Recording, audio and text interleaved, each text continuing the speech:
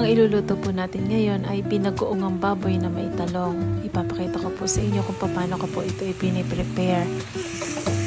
Ilalagay lamang po natin ang ating karneng baboy sa isang kawali at hahalo-haloin lamang po natin. Hihintayin po natin na mag-iba po yung kulay po ng ating baboy. Kung baga po ba ay piprituhin po natin ito sa sarili niyang mantika.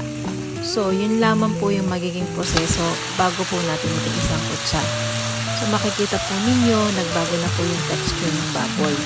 Dito po, nakita natin na halos wala na po yung malalaking taba kanina. Ang nakikita na po natin ngayon ay ang texture po ng baboy na halos mula-mula na at malapit na pong magprito. Pero hindi naman po natin ito tutustahin mabuti kasi palalambutan po natin siya mamaya kapag po isinangkot siya na natin.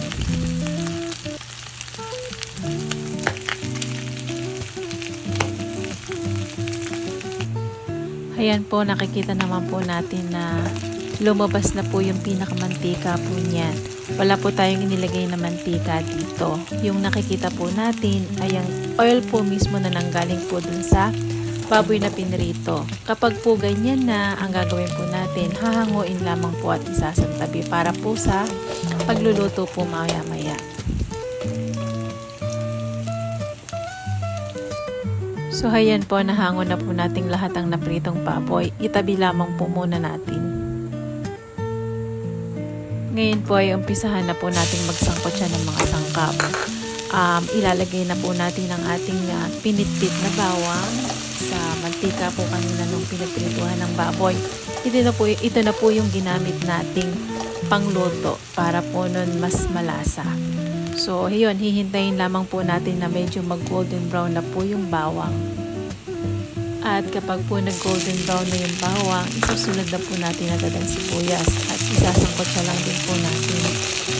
Kapag po nakita na natin nagbago yung kulay ng sibuyas, ibig kong sabihin, pwede na po natin isunod yung kasunod pong sangkap na ilalahok po natin sa pagluluto.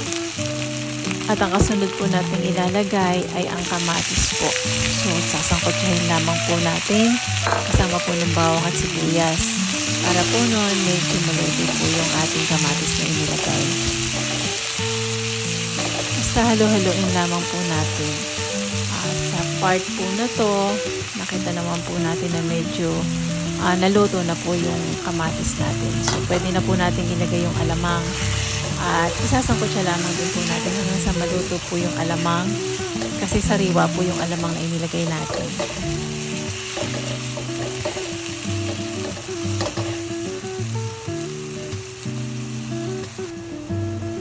So, pagkatapos po nating maisangkot siya yung kamatis po dun sa nauna ng alamang, ilalagay na po natin yung ating pamintang durog at pagkatapos po ay hahalo-haloin lamang para po nun yung paminta po ay humalo po ng mabuti dun sa ating iginisang alamang.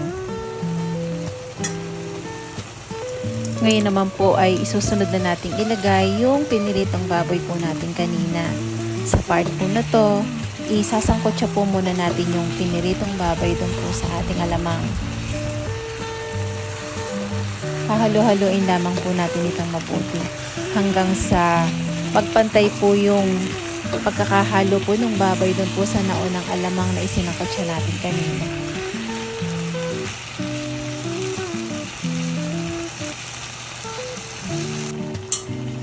Hahayaan lamang po nating makulang mabuti yung pinaghalo po nating baboy at saka po yung alamang na nauna.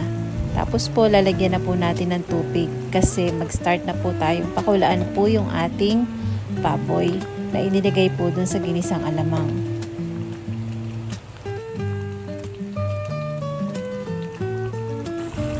Hahayaan lamang po nating makulaang mabuti yung baboy hanggang sa lumambot po ito.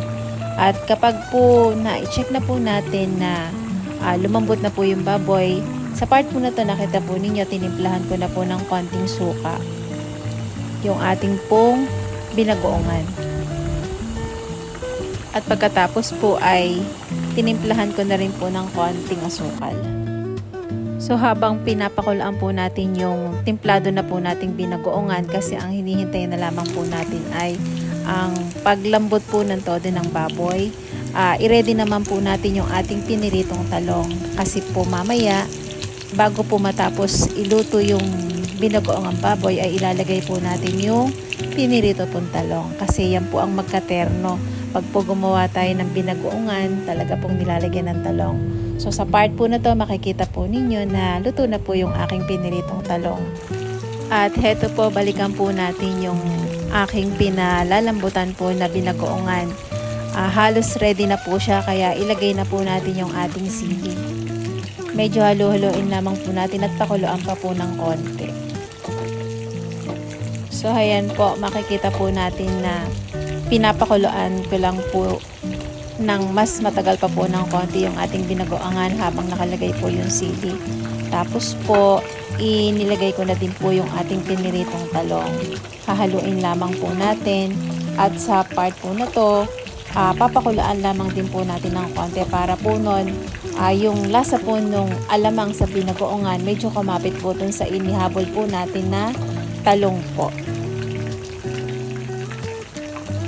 Habang pinapakulaan po natin yung binagoongan na mayroon na pong piniritong talong, nilagyan ko po ito ng takip. Tapos po pagka medyo nakulaan na po siya ng siguro po mga 5 minutes, tinanggal ko na rin po yung takip kasi almost ready na po. Luto na po yung ating binagoongang baboy na may talong. Pwede na pong kumain. Thank you po sa panonood and please subscribe my channel. God bless us po. Bye-bye.